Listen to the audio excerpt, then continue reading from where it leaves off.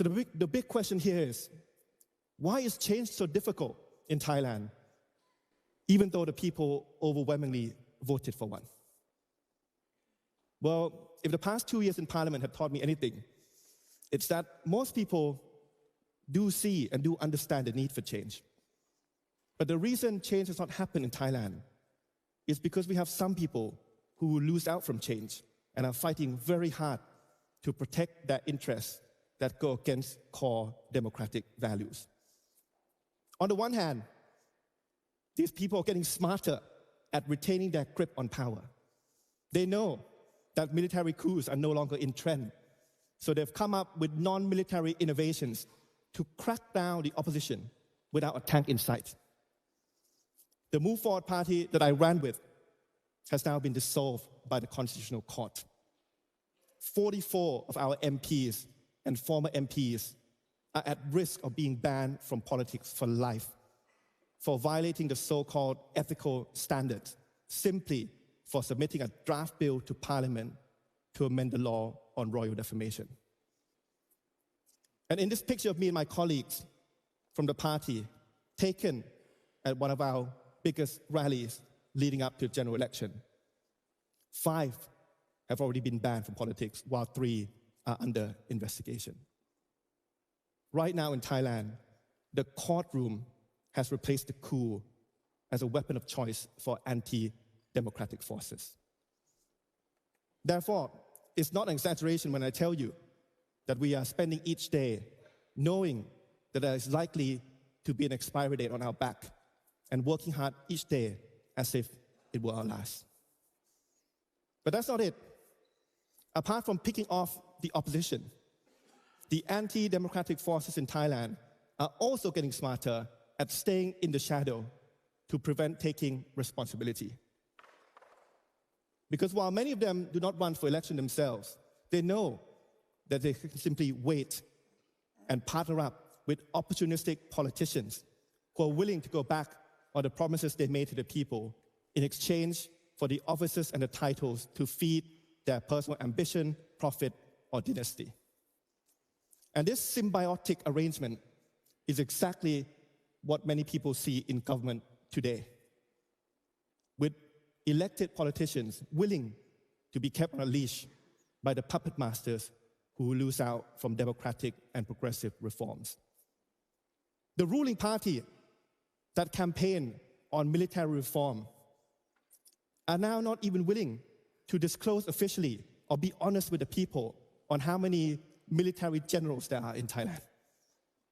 The ruling party that made ambitious promises to increase our minimum wage and slash our electricity bills are now reluctant to push through measures that may upset the monopolies that are propping up the government. And the ruling party that used to acknowledge and make grand statements about our political prisoners and laws that are suppressing our free speech have now lost the conviction to push through measures in Parliament to resolve these issues. So the question is, how do we, as a country, as a community, lift Thailand out of this pit? Well, the honest answer is, I don't know. If I knew, I probably wouldn't fly all the way here in the hope that some of you may have the key to the answers. But what I do know is that change will happen if we can unite diverse groups of people to converge and together rally for that particular change.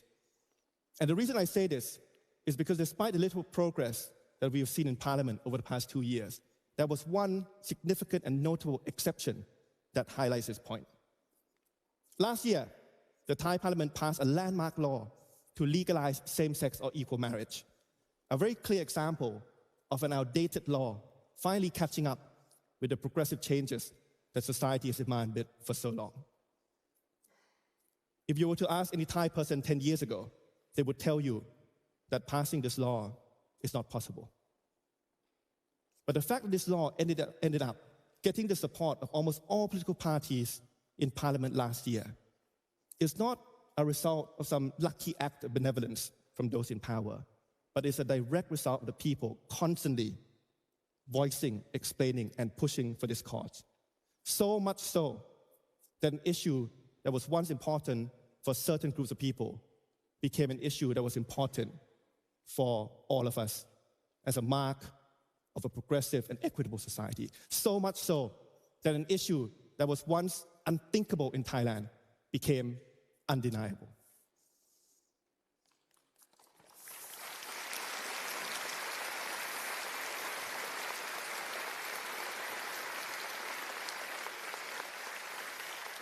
So, I stand in front of you here today on this stage in Oslo, not to speak on behalf of myself, but to speak on behalf of a movement brewing up in Thailand that is far greater than any one individual. A movement of people that are becoming increasingly frustrated at what they're seeing.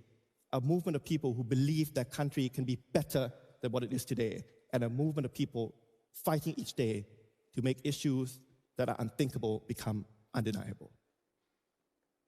I'm speaking on behalf of hardworking families up and down the country who always spare the time at every election to convince their neighbors to go out and vote, hoping that what they do at the ballot box will result in better education for their children, better healthcare for their parents.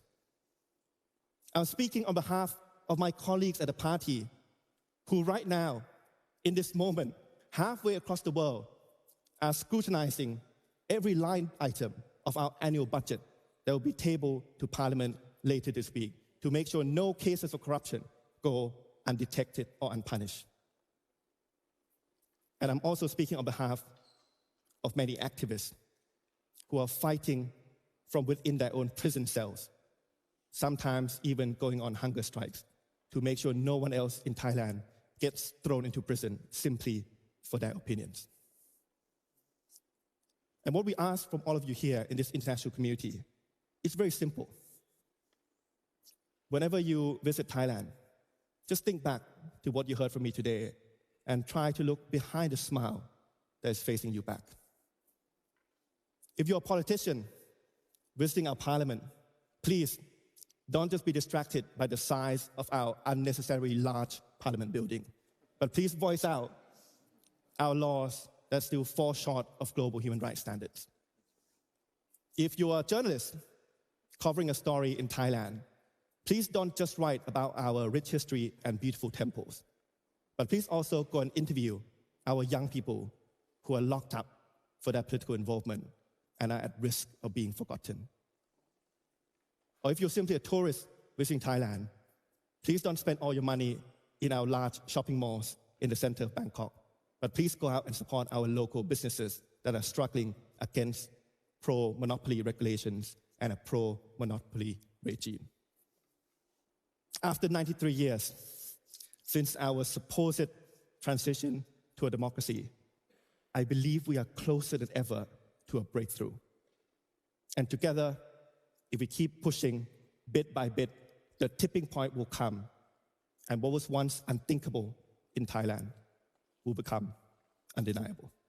Thank you very much.